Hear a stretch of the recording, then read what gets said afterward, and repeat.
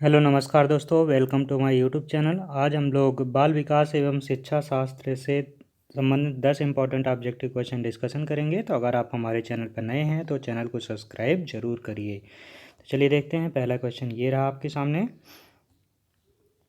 किसका मत है कि शरीर के रंग, रूप, आकार, कार्य, बुद्धि, रुचि, ज्ञान, गति इत्यादि लक्षणों में पाई जाने वाली विभिन्नता व्यक्तिक विभिन्नता कहलाती है। ठीक है, यह किसका मत है, किसने ये बातें बताई थी कि ये जो कथन हमने दिया हुआ है किसका कथन है, आपको बताना है। ठीक है, तो बकिंघम, टायलर, हरलॉक या फिर स्पीयरमैन। तो इसका जो करेक्ट आंसर हो जाएगा ऑप्शन नंबर बी। ये कथन किसका है? टायलर जी का कथन है कि शरीर के रंग, रूप, आकार, कार्य, बुद्धि, रुचि, ज्ञान, गति इत्यादि लक्षणों में पाई जाने वाली विभिन्नता जो होती है वह व्यक्तिक विभिन्नता कहलाती है। ठीक है, तो ऑप्शन नंबर बी इसका करेक्ट आंसर हो जाएगा। चलिए बात करते हैं अगले क्वेश्चन की। तो ये रहा आपके सामने। यदि किसी व्यक्ति को मौखिक रूप से सीखने और अपने विचारों को व्यक्त करने में कठिनाई होती है, कोई छात्र है उसको मौखिक रूप से सीखने में और अपने विचारों को व्यक्त करने में कठिनाई होती है, तो उस छात्र को कौन सा अधिगम अशक्तता है? ठीक है ना, किस अधिगम की कमी है, उसमें कौन सी कमी की वजह से बच्चा मौखिक रूप से सीखने और विचारों को व्यक्त करने में कठिनाई का अनुभव करता है, उसका नाम क्या है आपको बताना है। डिफेजिया या फिर अफेजिया, फोबिया, उपरोक्त सभी। ठीक है, तो इसका आंसर कौन सा हो जाएगा? इसे क्या बोलते हैं? इसे अफज्या नाम से बोला जाता है। ठीक है, जो मौखिक रूप से सीखने और विचारों को व्यक्त करने में कठिनाई का अनुभव करता है। तो ऑप्शन बी जो है इसका करेक्ट आंसर हो जाएगा। ठीक है, चलिए बात करते हैं अगले क्वेश्चन की। तो ये रहा आपके सामने कि मस्तिष्क के सेरेब्रम में क्षति के कारण होता है।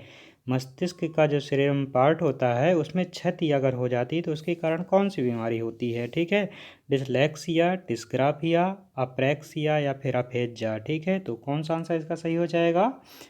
ऑप्शन नंबर सी जो है इसे अप्रेक्सिया बोला जाता है, जब मस्तिष्क के सेरेब्रम पार्ट में क्षति होती है। ठीक है, या फिर कमी हो जाती है, नुकसान हो जाता है या फिर चोट लग जाती है। ठीक है, इसकी वजह से अप्रेक्सिया बीमारी होती है। ऑप्शन नंबर सी जो है इसका करेक्ट आंसर हो जाएगा। चलिए बात करते हैं अगले क्वेश्चन की। दोस्तों यहाँ से आपके पेपर में बहुत ज़्यादा क्वेश्चन पूछे जाते हैं। ठीक है, और इसी तरह के क्वेश्चन आपके पेपर में पूछते हैं। तो चलिए देखते हैं। ये रहा आपका अगला क्वेश्चन कि किसका मत है कि बालकों में सोचने की योग्यता सफल जीवन के लिए आवश्यक है? किसका मत है, ये किसका कथन है कि बालकों में जो है सोचने की जो योग्यता होती है वह सफल जीवन के लिए आवश्यक है? ठीक है, क्रो एंड क्रो का, या फिर जॉन विलियम गेटिस या फिर ड्रेबर। ठीक है, तो कौन सा आंसर इसका सही माना जाएगा? यह क्रो एंड क्रो जी का कथन है। ऑप्शन नंबर ए जो है इसका करेक्ट आंसर हो जाएगा, जो बालकों को सोचने की योग्यता में सफल जीवन के लिए आवश्यक है। ठीक है, चलिए बात करते हैं अगले क्वेश्चन की। तो ये रहा आपके सामने कि प्रतिकूल मनोभौतिक परिस्थितियों में स्वयं को अनुकूल करना क्या कहलाता है? प्रतिकूल मनोभौतिक जो परिस्थितियां होती हैं तो उसमें स्वयं को अनुकूल करना है, अपने आप को उस परिस्थिति के हिसाब से ढाल लेना क्या कहलाता है? समर्पण, समायोजन, संप्रेषण या फिर संपादन। ठीक है, तो कौन सा आंसर इसका सही हो जाएगा? ऑप्शन नंबर बी, इसे समायोजन बोलते हैं, अर्थात प्रतिकूल मनोभौतिक परिस्थितियों में स्वयं को अनुकूल बना लेना। ठीक है, तो ऑप्शन नंबर बी जो है इसका करेक्ट आंसर हो जाएगा। चलिए बात करते हैं अगले क्वेश्चन की। तो ये रहा आपका अगला क्वेश्चन कि मनुष्य एक स्थान पर विशेष समय पर जिन संपूर्ण परिस्थितियों में घिरा हुआ है उसे पर्यावरण कहते हैं। पर्यावरण की यह परिभाषा किस विद्वान ने दी थी? ठीक है, मनुष्य जो है एक स्थान पर विशेष समय पर, किसी एक विशेष समय पर जिस संपूर्ण परिस्थितियों में घिरा हुआ है उसे पर्यावरण कहते हैं। यह कथन किसका है, किस विद्वान ने यह परिभाषा दी थी? आपको इसका आंसर बताना है। तो पहला ऑप्शन है बी एन झा, या फिर सोरेकिन, टर्मन, सी पार्क। ठीक है, तो कौन सा आंसर का सही माना जाएगा? ऑप्शन नंबर डी जो है इसकी परिभाषा जो है सी पार्क ने दिया था। ऑप्शन डी इसका करेक्ट आंसर हो जाएगा। अब चलिए बात करते हैं अगले क्वेश्चन की।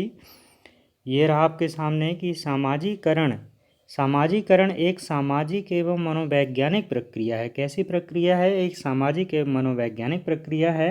यह किस विद्वान का मत है, किस विद्वान का कथन है, आपको उन मनोवैज्ञानिक या विद्वान का नाम बताना है आपको। तो पहला ऑप्शन है वाटसन, स्पीयरमैन, ब्रो, उपरोक्त में से कोई नहीं। ठीक है, तो कौन सा आंसर सही माना जाएगा? ऑप्शन नंबर ए जो है यह कथन किसका है? वाटसन जी का कथन है कि सामाजिकरण जो होती है एक सामाजिक एवं मनोवैज्ञानिक प्रक्रिया है। ठीक है, ऑप्शन ए जो है इसका करेक्ट आंसर हो जाएगा।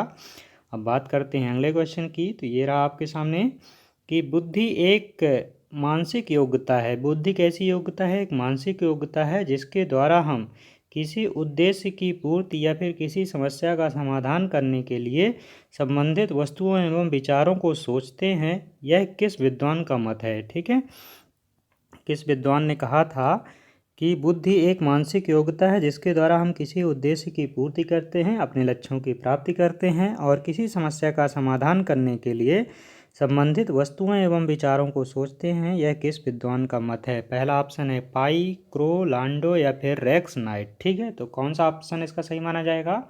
ऑप्शन नंबर डी जो है रेक्स नाइट जी का कथन है। ऑप्शन नंबर डी जो है इसका करेक्ट आंसर हो जाएगा। अब चलिए बात करते हैं अगले क्वेश्चन की। तो ये रहा आपके सामने कि अनुबंधन द्वारा विकास की प्रक्रिया को सरल बनाया जा सकता है।